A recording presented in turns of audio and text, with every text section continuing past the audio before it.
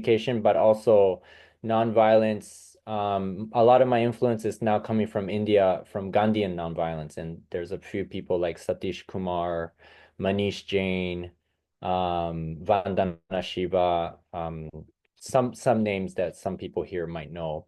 Um, so they've been kind of inspiring me with Gandhian nonviolence and their take on it, because it's different. People have very different takes on Gandhian nonviolence. And it's just a place to experiment and see, like, okay, so if we want peaceful community, how are we going to do it? Um, and also practicing mindfulness, because a lot of my foundation comes from Thich Nhat Hanh, or Kin says it differently. I have the American version of his name. Um, so we have about a hectare, and a lot of our work is about working with feelings and needs, and then increasingly the shadow, which comes up, when you live in community. And it's quite, because I work with a lot of young people who this is kind of their first or early community experience. They're often quite shocked, because they see so many problems in society. So they have a lot of hope and expectations for a peaceful community, and they come. And it's nice for a while. And then usually I would say on average, it's like the 3 month mark where it starts to get real and heavy. And we intentionally create processes to invite people to express what they're having difficulty with. Um, but And I had imagined initially that I could hold it, or the community could hold it. But there was several really traumatic experiences where the community just totally imploded. So it was nice to be able to acknowledge that we all have pain, that we're bringing into the community, but also it's stimulated by things that are happening in the community and the dynamics there. But yeah, what do you do when you invite it out? And then it stimulates another person, and it stimulates another person. So you got all these like pretty heavy issues. Um, and another thing that's really important, I think, to say is I have depression. My mom has had clinical depression all her life. My brother has had times where he's been depressed. And my depression is like almost like I might die kind of depression. So it's not just I feel depressed. It's like I'm at the level where, like, it's quite well known in Japan that people jump in front of the trains in Tokyo. And I almost became one of them. My foot just started to move as the train was coming in. And it wasn't like, oh, I'm gonna go, I hate my life, I'm gonna kill myself. It's more like my foot just started to move unintentionally. And the thought was like, well, that might be easy. So it's like, oh, maybe I'll get maybe I'll buy a soda. That's the level of, thought process. It's not like a serious heavy thing, or at least that moment wasn't. And there'll be moments where I'll be standing in my room and unable to move because nothing has meaning. So yeah, I have cycles of pretty serious depression. And I seem to attract a lot of people who have depression. So that's kind of a tricky one. But I also felt like, well, okay, so this is kind of my fate, I live with depression, it's in my family. So if I'm not dead, then I might as well explore it. And I think it's super relevant for at least a lot of the people I work with, the people who come to my workshops, the people I meet in Japan, many who are depressed. Either they're aware of it or they're not aware of it, but they're looking for an escape and they end up at the dojo or at one of my workshops. So I've been really kind of investigating depression as my theme because I have insider experience of it. Um, but um, Yeah, it's kind of tricky because there are other communities that are started by people with from the Western phrasing, we would say have serious mental issues. Um, Schizophrenia, manic depression. Um, but those are the people who I guess not just those people, but those people seem to sometimes have the energy and motivation to start a community.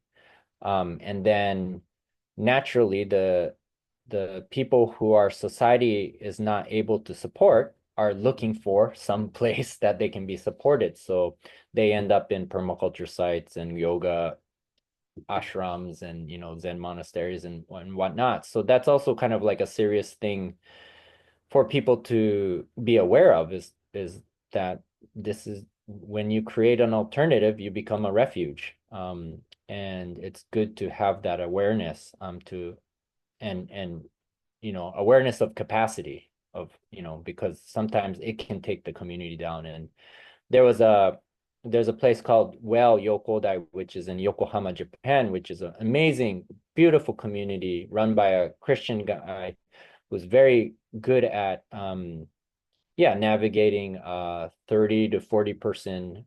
It's a shared house, but he really helps to create a community um energy there. But they had a person with some serious schizophrenic expressions, and it almost took the whole community down.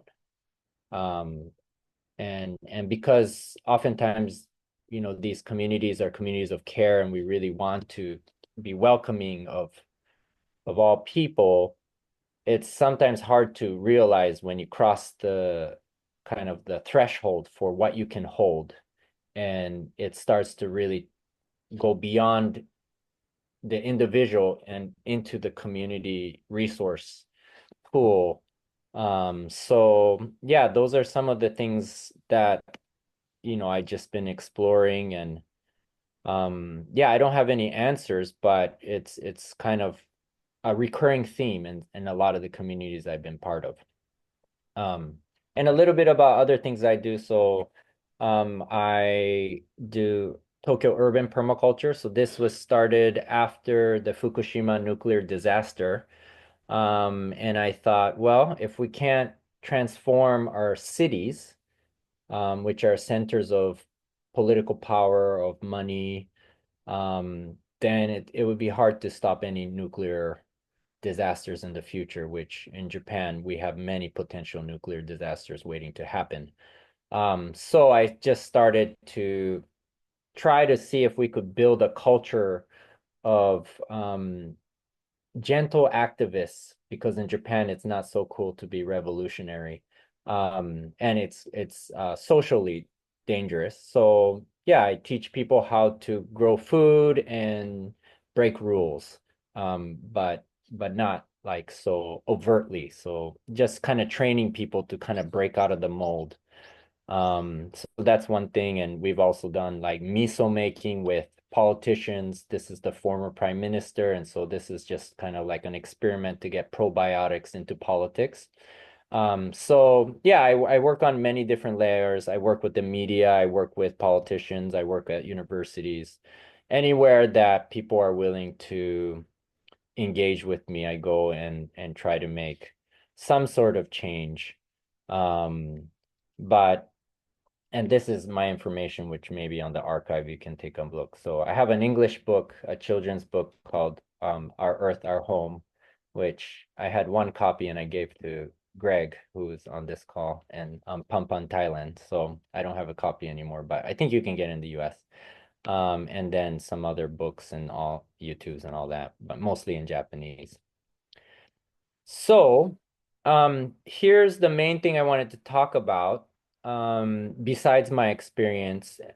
Actually, before I go in, so it's also an interesting time. So I went to Oroville 2 years ago, I think, and I was just in the midst. If you don't know Oroville, it's one of the biggest eco villages.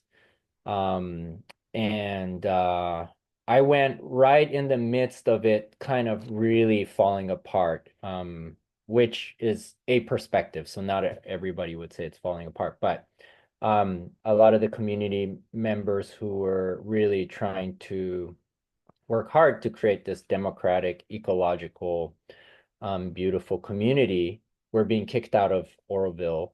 Their visas were not being renewed. Some of them, their stipends were cut and they were kicked out of the kind of the central committee.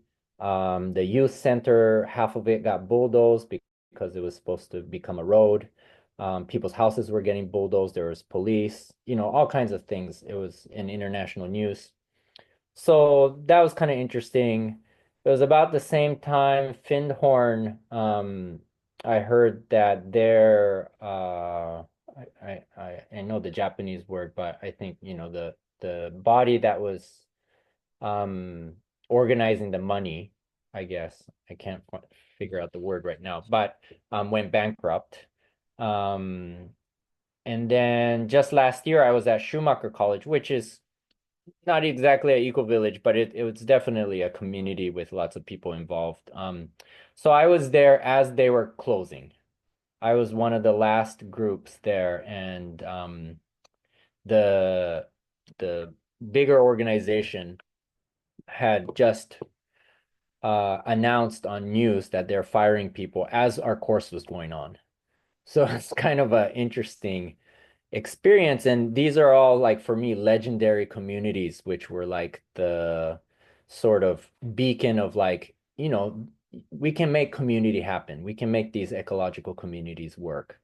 And suddenly all of them are struggling in some form, not, gone. They're when in some ways we could say they're transforming into a new form, but it's kind of like, wow, like these legendary places are having a pretty serious um transition, and it's not clear which direction things are going to go to. And I've heard lots of other things in others lesser known communities of similar fate. And then in Japan recently, um, two of the longest lasting eco villages that were kind of like the models for a lot of new people trying to build community that were ecological or democratic or some form of progressive values just closed. And so one is Azuan Suzuka Community, which is probably one of the longest lasting sort of decentralized decision-making communities. So they just closed. And I just visited them and the members that were kind of closed out. And then another one, Eco Village Saihate, which is like a younger community or a community of younger people. Um, they lasted 11 years. And yeah, they just had a serious fallout. And so they closed and are transitioning to a new community. So this is happening. And so it's quite an interesting thing to just think about, since this is the kind of thing I'm trying to do, is how do we make a community that lasts and that evolves to really give people a sense of like, I can feel safe here, and this community embodies the values that I have and is contributing to peace, maybe not on a large scale, but at least gives people a model of what peaceful community living could be like, of humans and the more than human communities. Um, and so in that context, I met this guy, Tenge Shiro, who is kind of a unusual person that yeah, I'm still trying to gauge his how much I vibe with him, but very interesting. And he shakes people up. And so he worked in Sony for a long time. He invented the CD for those of you who are old enough to know what a CD is. And Aibo, the one of the first robots that was mass produced. Aibo is a dog. So he's kind of like a pioneer of a lot of the technology that is now kind of the base for all this new technology. Um, and Sony was, I guess, the head of Sony. I didn't know this, but it was in his book, was really into the human potential movement and brought, what was happening in California. So with SLN, and the different psychologists, um, and meditation movements that was starting to take off in the US and then got spread into the world, yoga. The head of Sony was bringing those things into Japan. And so when he was a young engineer, was exposed to a lot of the things. And I guess he has some kind of ability to connect to spiritual elements, which that's also kind of not, in my experience, like what exactly that is. So I can't say much about that. But recently he's very successful businessman and he does consults and so he knows a lot of powerful people. But recently he's been really into ecological communities or communities of living. So he's been doing a lot of research. His base is like reinventing organizations, process work, um, and Jungian psychology, as well as, all kinds of other stuff that I'm not going to mention. So that's kind of the some of the lenses he's looking at, and this picture is he's recently been organizing people who are running different communities to come together as a community summit and try he basically yeah, tries to analyze what they're doing and what stage of community they're at, which I'm going to talk about a little bit. And he wrote this book called New Community Theory, which has a lot of interesting stuff. So this is kind of like one of the slides in his New Community Theory. And for those of you who are aware of the work of reinventing organizations, it probably makes more sense to you, this red, amber, orange, green, teal. Um, but basically, um,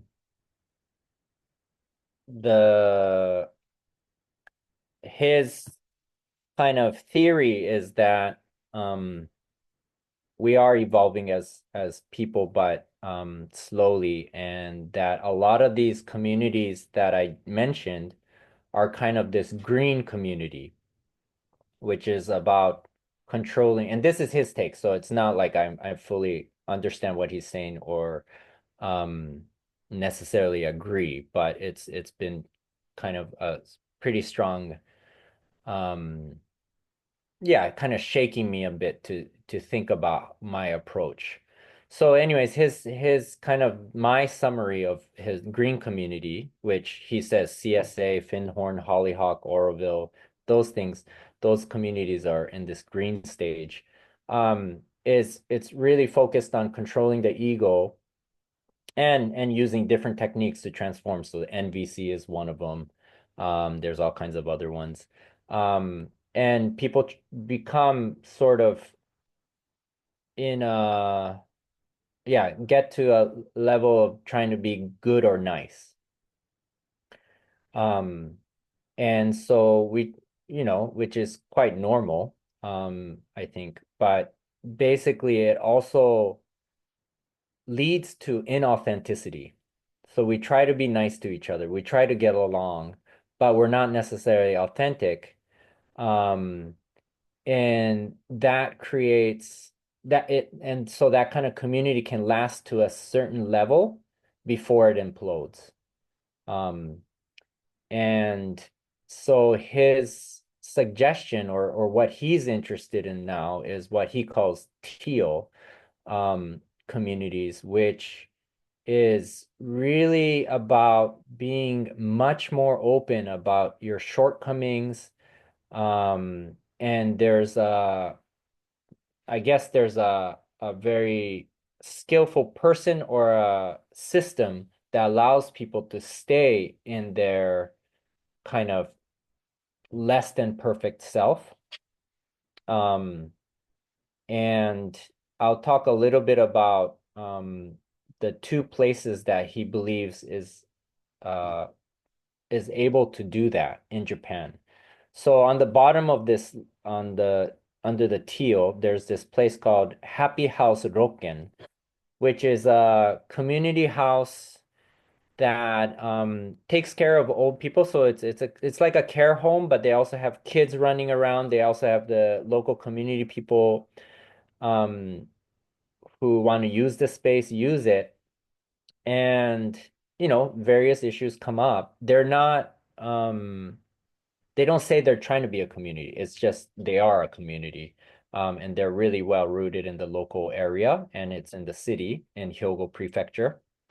Um, and one of the main kind of phrases they use in that community is um, if three human kind of problems come together, none of them really bother you anymore. So, like if you have one person that's bothering you, it's like, oh God, that guy. Oh, and then another, oh, that kid's always kind of messing up. But once you just have so many different chaotic problems happening at the same time, they no longer bother you as much. I don't know if I can explain this so well, but so one specific example they did was, so they have all kinds of, like, there was a guy who was found stealing stuff, and a lot of people started to get bothered by this person. And then there's other, human drama happening. And so the way one of the organizers decided to address these issues was he released two, they're called micro pigs. So they're really miniature pigs. So they released two miniature pigs into the care house. So there's pigs running around this urban living room space. And so everybody's attention is no longer on the issues because there's these pigs running around creating so much chaos that the human issues no longer are so relevant. It shifts people's minds. And I can't explain it any deeper than that because that was the example he gave. Um, but that's kind of their approach is they just, one, they say, look, humans are going to cause problems. It's like no matter how much we work on our consciousness, we're never going to get to like the Buddhahood. So let's not even like try, like that's just, we're going to be more or less who we are no matter how much we try, and we're going to cause problems with each other. So let's just acknowledge that, and then let's, navigate this a different way than trying to do some of the things like, for instance, I do, which is like, really connect to the feelings and needs, when we do an NVC kind of based strategy, and then really work on like something that works for everyone. Another example was that person stealing. So people were really trying to figure out, okay, what are we going to do with this guy? Because he's stealing and, that makes people feel unsafe. And so he said, well, okay, everybody says this guy stole something, so I will offer, a gift voucher to this local food chain if we can guess, or whoever makes the best guess for what he stole. So he just shifted it into a game where people were like trying to imagine, okay, what would this guy steal?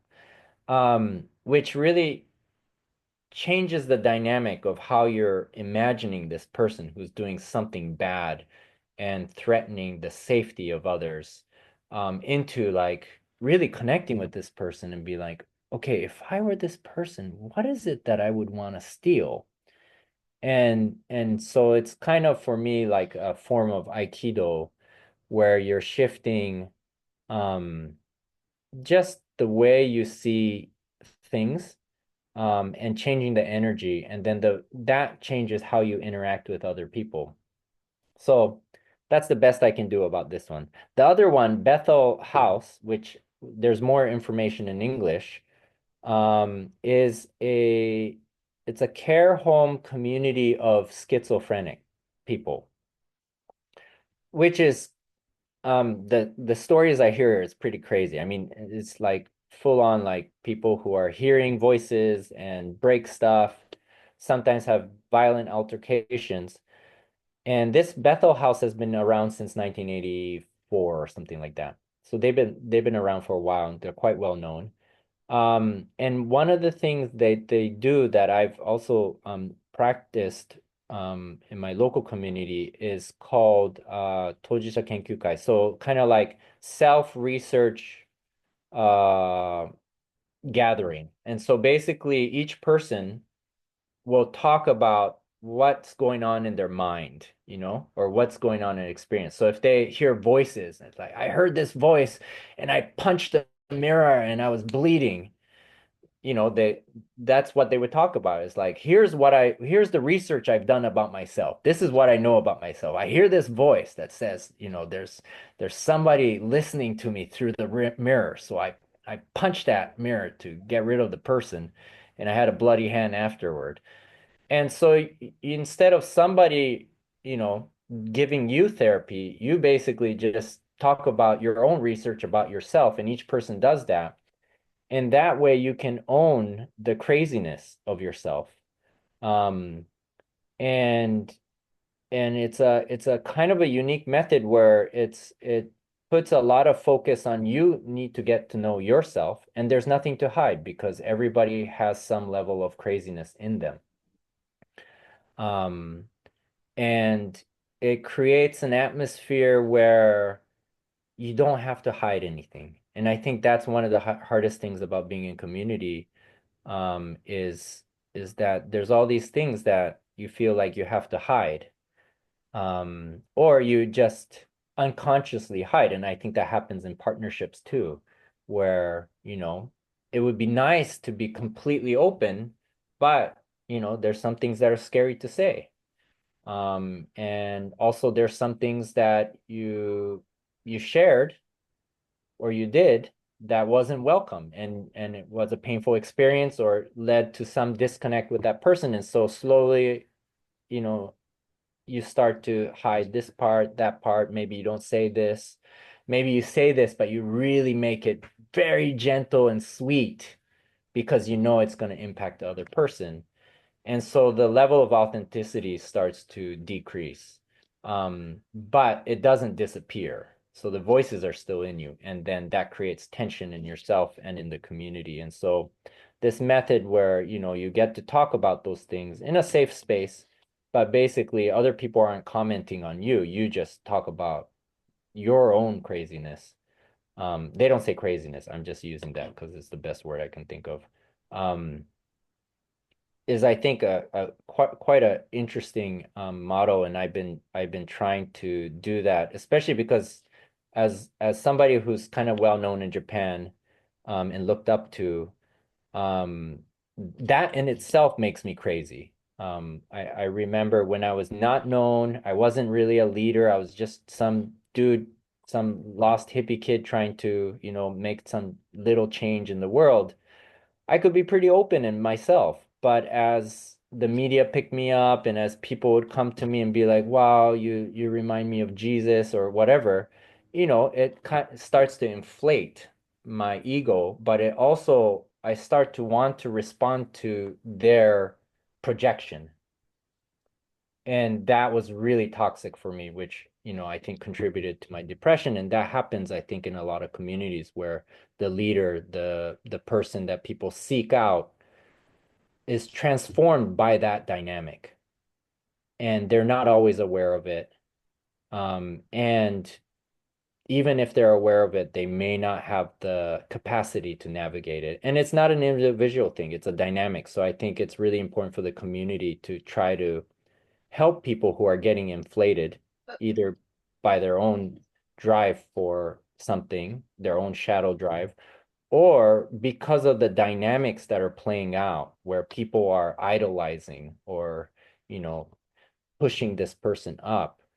How do you bring them back down to themselves, to the ground? And I think that's a very, very important piece, because I've met a lot of people who were destroyed by the dynamic, not necessarily by, just their own drive for fame or power or whatever, but by the dynamic that plays out. So, that inflation, how do you engage with the inflation? And the Azuan Suzuka community, that was one of the initial theories about why it imploded because it was such an amazing community. There was 150 people. They had one wallet.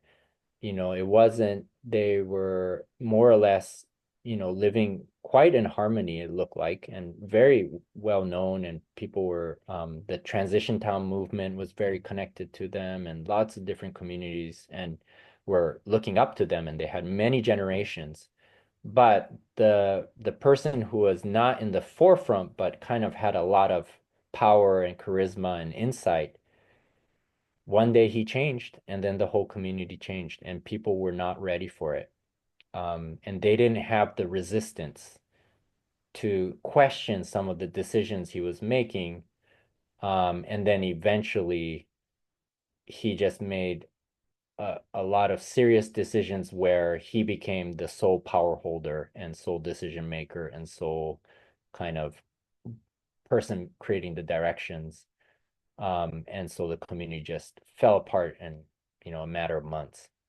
So yeah, it's always, these leaders and community. It's for me, it's so much about relationships. And so, you know, it's helpful to have a leader maybe, but leaders aren't alone, like a dynamic creates the leadership. And, I don't want to talk too much about Trump, but it's like it's easy to, I'm guessing a lot of people here um know who Trump is and the impact he has. But it's not really Trump, it's not really our presidents, our leaders. It's a dynamic that's created.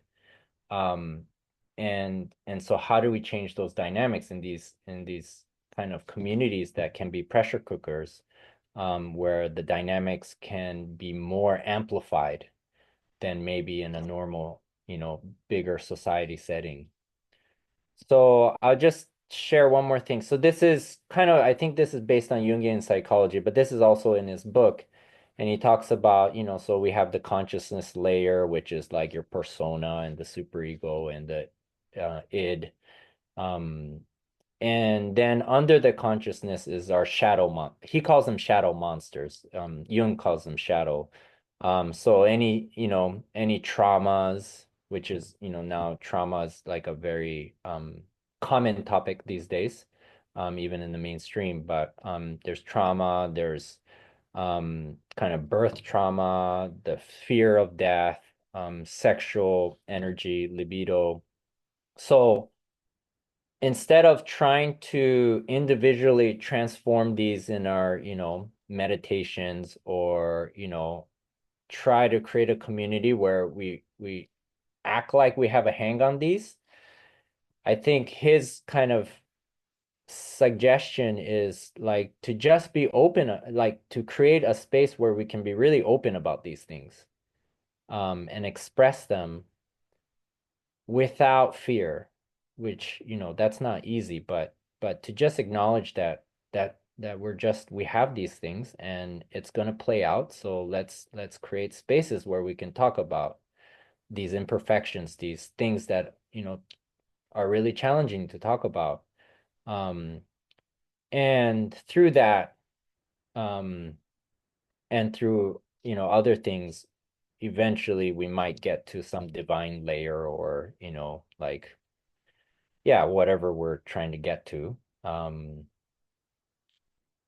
Nirvana, I don't know. Depends on, what path you're taking. But yeah, it's kind of, for me, the most interesting thing is, yeah, these shadows. How do you work with them? And how do you create spaces to be open with it, and open with it in a way that it doesn't take your whole community down, which is something I've done like maybe 3 times at the dojo. Is we just release the monsters, and all the members went into deep depression, and we were so deep, but we were so committed, so we lasted for a year in depression, all going bankrupt and nothing really functioning. And that in itself is kind of an interesting experiment, but it's not what everybody wants to do. So yeah, how do you work with that? And not everybody wants to talk about these things, so how do you hold that as a community too? So yeah, those are some of the pieces that I'm getting from my exploration, which, for some of you on this call is a shorter exploration than maybe you've been exploring these topics.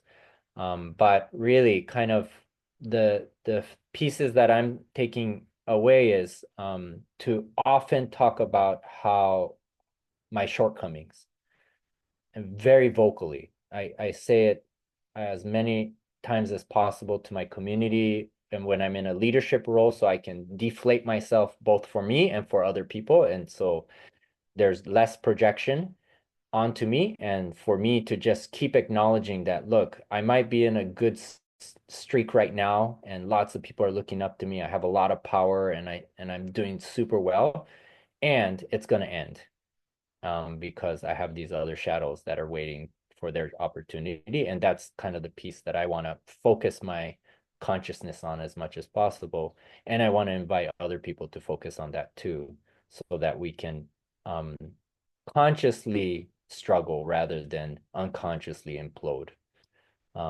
So yeah, maybe I'll stop there because it's a lot. Wow.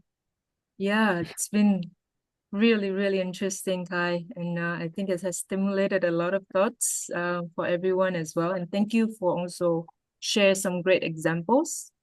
And I think for now, we would like to invite everyone into smaller groups so that you can digest and reflect the sharing from Kai together a little bit before come back to the main room and have some open discussion and Q&As and questions.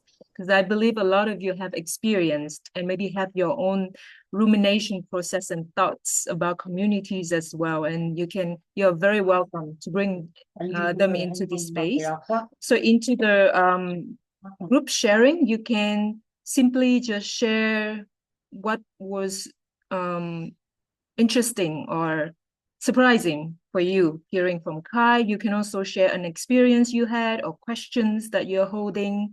You can share anything, basically. And we invited everyone that you can, if you don't want to be in the breakout to share, just simply put a 0 in front of your name. Then I will not put you in the group. Then you will just have a nice 10 minutes break for yourself. And even if you are not really wanting or having anything much to share, but you want to listen to others, then you're still welcome to join the breakout groups. So now I'm just gonna take some. Hey, welcome back, everyone. I hope you had juicy conversations in your groups, and I'm sorry if the time was too short. And now we can share here in the open discussion with everyone. So we welcome either questions or reflection or sharing from your side. I know that a lot of the members in this chat, in this Zoom room, are living in communities, in intentional communities, to be more specific. So maybe you have experienced what Kai mentioned, and maybe you had a way of answering to the question, the big question of how can we consciously hold space for tension and embrace shadow instead of, like Kai said, unconsciously explode. So I invite you all to just welcome to raise your hands, your actual or your virtual hands to speak, or you can also put the sharing or the questions in the chat. And the floor is open for everyone. Rina, go ahead. Yeah, I just wanted to share that I was really looking forward to this meeting because I'm going through exactly the same problem now where I think the eco village, which I'm supposedly living in, is turning out to be an ego village. You know, everybody's egos are clashing. And it started almost 50 years ago by two former religious sisters who are in their 80s. And I realized that course, I learned a lot from them for almost 30 years. But now I realize that the big problem really insists on you requiring people to agree with your vision before you're accepted in a community. And I'm now coming more from, okay, I accept you for whoever you are, and let's try to make each other happy. You know, we're sharing the same physical space. Yeah. So thank you for this community. I mean, it's very comforting to know that it's actually a shared experience, and yeah, hopefully we can have solutions to develop together. Thank you. Thank you so much, Rina. And let's hear from Charlie, and then I'll take a question in the chat. I love what was just shared. And love, it's such the poor word, and yet it's so, so powerful. Mm. And living in community, wow, it's challenging. And I've learned to become curious about that. And it really helps me. If there's a problem, it's like, I'm curious. What is this? What is this conflict? Mm. And we have a very simple thing. We have 3 different kinds of meetings, but we have a heart share, which comes up something like every 3 weeks. And in that heart share, you can go and do exactly that. Mm. And whether it's a gentle one or a rant or whatever you want to do, you have that space. Thank you. Thank you. Thank you, Charlie, and great to see you and Rubina. Mm. Hi, Rubina. Okay, I see you have your hands up, Yang, and let me take the question of JK from the chat first, and then we'll go to you. So JK put a question in the chat.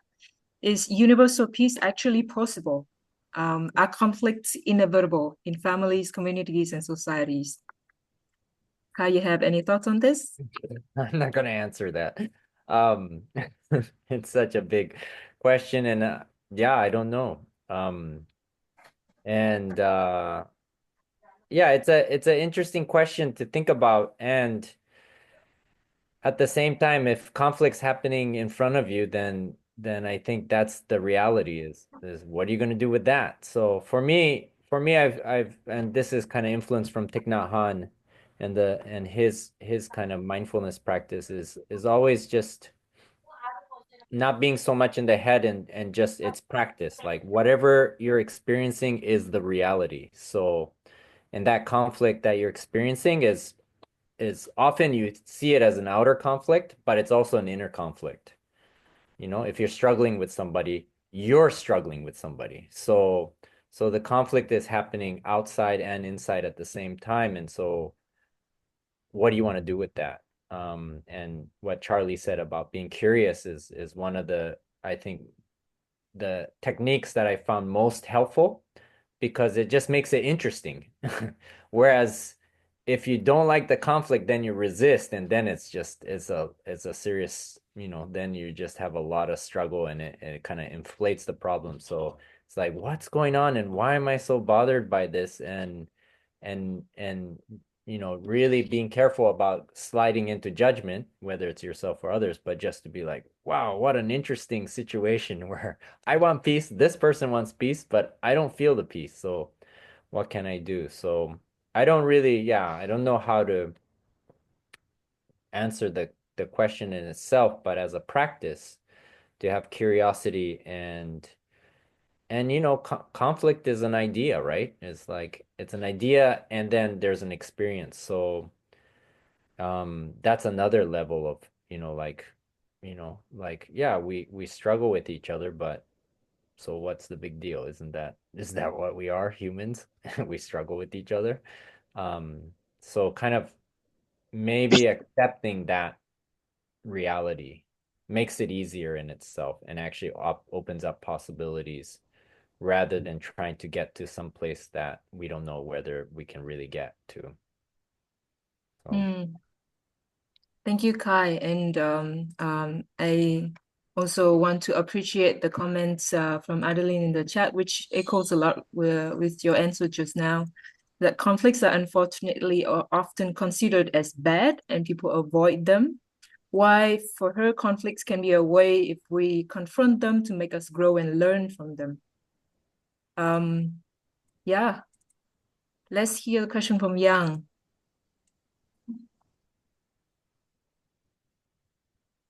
Not a question, just responding to the question you asked. How do we embrace shadows and avoid conflicts explode silently somewhere, someday, somehow? For me, my clumsy practice is just to talk to that person and then say, hey, we don't get along with each other. How can we work together to make it more peaceful for both of us? It's not easy, but it works. It doesn't mean it like resolves the problem, but it helps you to accept the fact that we don't get along well. There's some clashes going on, and we're not going to change for each other maybe in the short term or in the long term. But having that clarification and that courage helps to just acknowledge, okay, that's how I am, and that's how that person is, and we're different. Thank you, Yang. I saw you put a question in the chat earlier. I don't know if you're still wanting to raise it. Yeah, I kind of replied to myself. It's okay. Super, thank you. Yeah, anyone else want to share anything from your experience or ask or raise a question?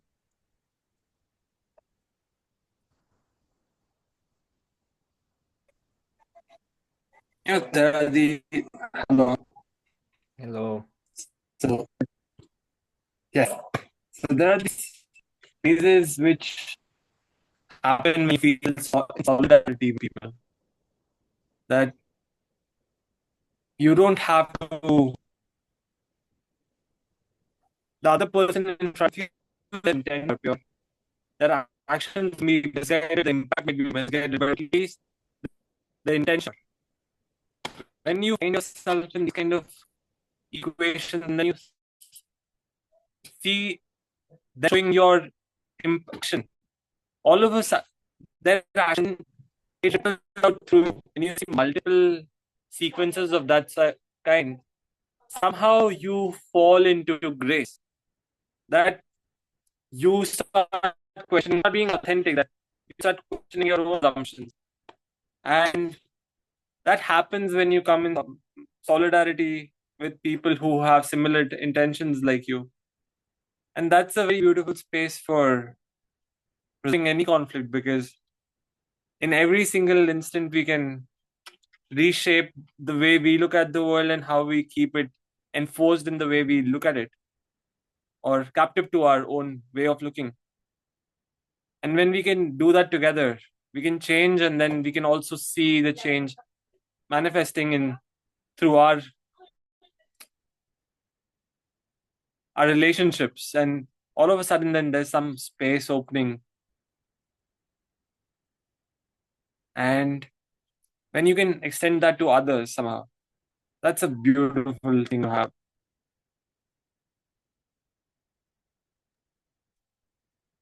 Thank you for sharing the aspiration. I really like your Zoom name, Sound of the World.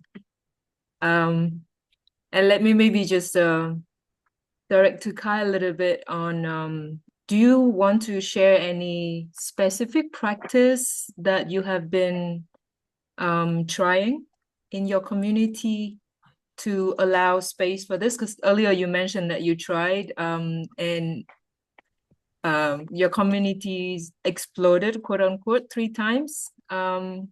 So after all of these experiences, is there any practical, could be practice, could be agreement or anything that you found helpful? So yeah, I can share a few things. I'm still navigating it, but it's such an interesting thing. And I also want to just tune the conversation. So there's a little difference for me between like conflict mediation or navigation and working with shadows. And shadows is a lot trickier because it's not necessarily logical and it's not necessarily shared, which makes it very tricky. So let's say there's some attractive person, whether they're, wise and I want them to, be close to me and teach me a bunch of stuff, or there's a beautiful woman or something, and I'm just like, ooh, that's a beautiful woman. I want her to like me, right? So then there's things happening in my unconscious, starting to try to create a situation where they like me. And they're doing things that maybe don't feel like they're really trying to move toward me, my perception. then add a layer of depression onto that. So I don't have confidence. I'm sinking and I'm really grabbing for something. And I want somebody to love me enough so I can get out of this deep hole that I cannot do anything myself because I'm losing power every moment. So it gets very twisted, and I've twisted so many relationships in depression, and I just want this person to really love me and connect with me. And if they give me a little, it makes it worse because, and not all the time, but there's some of the worst cases of my dynamic is when they give me a little bit of affection or care or some experience of healing or, deep connection, I want more of it because it's the only hope that I have. And so I start to manipulate the situation. And I don't know what's going on with them because I can barely track my own mind. And so this is the kind of trickiness of my own life, but also of any community that has a Kai in it. People have to deal with that. And I'm not necessarily conscious of these things when it's happening. I'm not in control of it. I'm not aware of it. Even if I get out of depression, I might not understand why our relationship is so twisted because whatever happened during my depression, I'm not able to see out of the depression. I'm in the depression and it's like, why don't you love me more? Why don't you care about me? Why aren't you here for me? You're into community. Like, come on. Isn't this what community is about? So it's what people would say toxic. But that's a reality. That's just what I have to live with. And so this is I think the deeper, trickier level of the unconscious shadows is it's hard to even put into words. It's hard to have a group process because a lot of group processes use words. And there's a lot of assumptions that we're conscious people with free will and able to navigate certain situations collectively if we just have the same intentions and the right tools, which in my experience is not the case. So that's just the kind of the tuning of the the complexity of what I like to think about and work with. Um, and then coupled with many people like that, um, in a synchronistic relationship, but a downward spiral synchronicity, or synergistic relationship, but it's not getting up, it's going down synergy. So we all stimulate each other's shadows and it just gets crazier and crazier and crazier until you have to explode. So I've seen that happen in other communities and I've experienced it. So one thing is to just acknowledge that openly, and be like, look, I'm I have these tendencies, these habits, and I'm starting to become more aware of it, but it doesn't mean that I can do anything about it. So I just want you to know that being in relationship with me, this is part of that relationship. And also really managing expectations, which is Jonathan Dawson, who I think used to be one of the heads of the Global Eco Village Network and is a professor or was teaching at Schumacher College. Um, I asked him, what's one of the most important things you learned living in communities, like managing expectations. And this is one of the things that the guy I was talking about in Japan, Tenge, talks about is he says it's really dangerous to have a beautiful story. And so the beautiful story is like, if we just live in community, things will get better. If we just practice nonviolent communication, we can be authentic and empathetic with each other.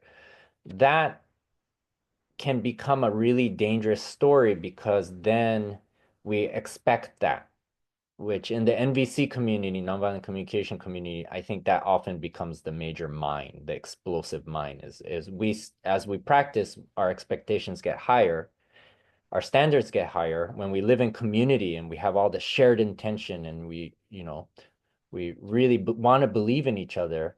We just, unconsciously raise the standard, which means the fall is heavier and it hits us harder because we weren't expecting it, even though it's clear if you step back, the expectation is there. So managing expectations, often telling people, especially new people, that, hey, I'm not whoever you imagine I am. you know, I have problems and I want you to know I have problems. And I don't want you to expect anything because it'll probably make you unhappy. And repeating these things because it's easy to forget that, you know, we are very imperfect, and it's easy to have high aspirations, and that's also kind of a question for me is it helpful to have high aspirations? Maybe we don't need to aspire. Maybe we just be with what is and then make the best of each situation rather than, you know, the very concept of an eco village creates this beautiful story and maybe sets the conditions for failure and pain unnecessarily. And so that's kind of a question I'm holding. And he says, yeah, that these beautiful stories are very dangerous, and many communities fail. I'm also, oh yeah, hi Kai. I want to share a curious why I live in community. Good question. In the chat, so Charlie wrote, after what you have shared, I'm curious why you want to live in community. Um, Good question. And I don't know, maybe. But it's also really fun. And I learned so much about myself and about other people. So it's, you know, like depression and conflict are no longer things I don't enjoy. They're really interesting. They're my curiosity. It's like, well, because and this is something one of these people I studied with who was a Gandhian scholar, he was talking about Gandhi wasn't, you know, Gandhi was a specialist about violence. He knew a lot about violence, just like Marx. Marx was a specialist in capitalism. So Gandhi was, you know, trying to, you know, he's the symbol of nonviolence. Marx maybe communism or, you know, something other than capitalism. But they were focused on this kind of the what is the root of our problems? You know, what is causing this so much problems? And I love peace so much that I really want to understand violence and pain and what keeps us from the state of getting to, you know, what we all want, which is we want to feel safe. We want to be in peace. We want to, you know, be connected. We want to be loved. So if we want it so much, why is it so hard? So I'm kind of in the exploration of the opposite in order to get to a little closer to what what my heart longs for. So I'll just share one more practice. One more practice I did, and this is influenced from Tenge, is he has this mantra which kind of goes like, I don't have to prove anything. I can fail as much as I want.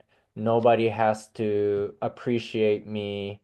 I can just be a hopeless human, and that's fine because, you know, I'm protected. Something like that. So basically, the anti-aspiration mantra. And so every morning I'm doing this mantra where it's just like, it doesn't matter if I totally destroy relationships and I'm a complete failure because, you know, that's fine. I can exist even like that. And I think that's kind of also another practice of, you know, really lowering expectations, not trying to be something I'm not, and accepting all the imperfections. And the more imperfections I can accept of myself, the easier it'll be to accept the imperfections I perceive in other people, which creates less tension, less expectation, and just more acceptance of what is. And it's actually really been helping me. And maybe it'll help me from going into depression again. But one other thing I wanted to share, so this is from the house, the Bethel House, the community of schizophrenics. So they have kind of like their mantras or kind of like the key practices or models of their community. I'll just translate it as we go is take back suffering. So don't get away from suffering, get back suffering. Instead of going up, let's go down. Let's put names on our own mental health issues, and don't try to fix your own mental health issues. And share your weaknesses to everybody. And instead of 3 meals a day, let's meet and share about our problems. And if you come to the house of Bethel, your sickness will manifest. So it's kind of the opposite of what we normally think, you know. It's like all the stuff we're trying to get away from. They're saying, no, this is what we're here for. We're here to express our illness, and that's fine.